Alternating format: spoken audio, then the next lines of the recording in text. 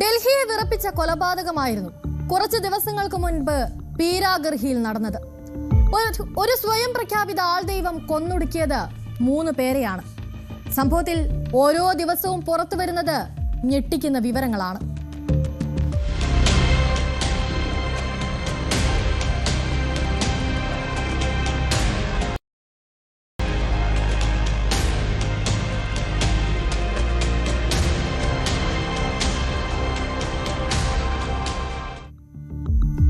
ഫെബ്രുവരി 8-നായിരുന്നു ഡൽഹിയെ ഞെട്ടിച്ച് ആ 3 കൊലപാതകങ്ങൾ നടക്കുന്നത്.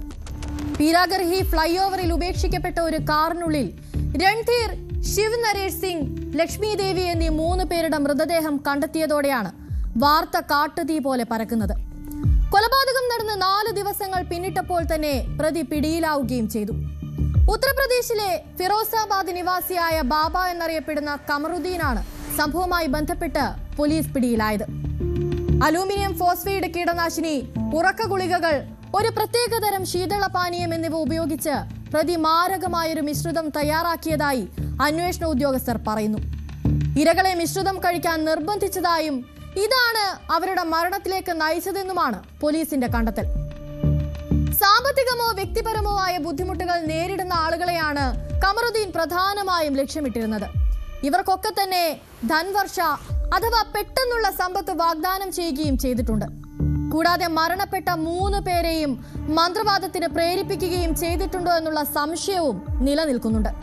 കാരണം മരണപ്പെട്ട ലക്ഷ്മിയുടെ ഫോണിൽ നിന്ന് പെൺകുട്ടികളുടെയും സ്ത്രീകളുടെയും നിരവധി ഫോട്ടോകളാണ് അന്വേഷണ ഉദ്യോഗസ്ഥർ കണ്ടെത്തിയിട്ടുള്ളത്. ശിവനരേഷിന്റെ ഫോണിലും മറ്റും നടത്തിയ പരിശോധനയിൽ നിന്ന് മന്ത്രവാദവുമായി ബന്ധപ്പെട്ട ചില മന്ത്രങ്ങളും പോലീസ് കണ്ടെത്തിയിട്ടുണ്ട്.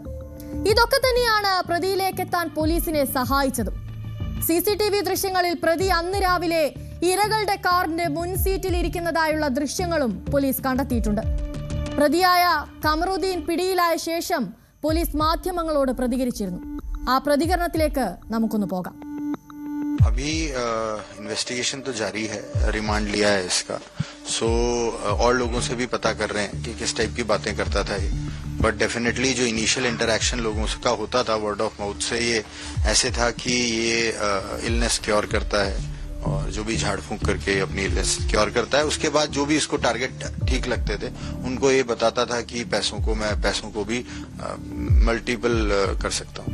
इन्वेस्टिगेशन में जो ये निशानदेही करेगा चीजों को लेकर, तो वहाँ और जो भी रिक्रिएट करने की बात है तो फुल सीक्वेंस ऑफ इवेंट्स को रिक्रिएट किया जाएगा और जो भी हमको रिकवरीज एस्टैब्लिश करेंगी जो केस को, तो वो उनके लिए इसको जहाँ भी ले जाना होगा विल बी टेकन.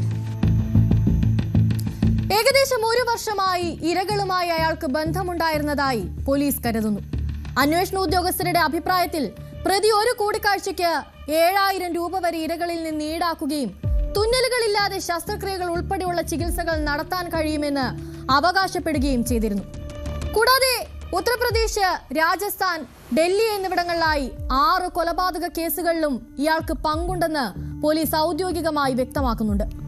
അപ്പോഴും ബാക്കിയാകുന്ന സംശയം ഇത്തരം മന്ത്രവാദ പ്രവർത്തനങ്ങളുടെ ഉറവിടം എവിടെ നിന്നെന്നതാണ്. ആരായിരിക്കും കമറുദ്ദീനെ ഇതെല്ലാം പഠിപ്പിച്ചിട്ടുണ്ടാവുക?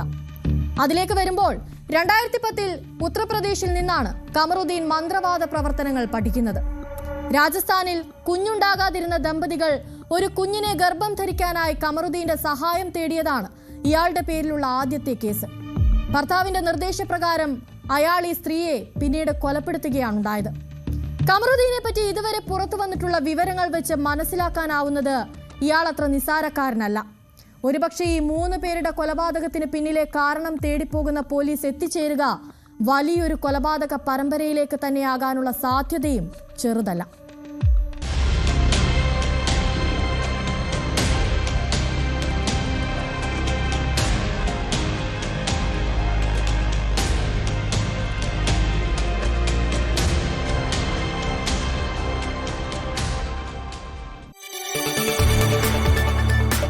കൂടുതൽ വാർത്തകൾക്ക് news 18 Keralam YouTube channel subscribe ചെയ്യുക.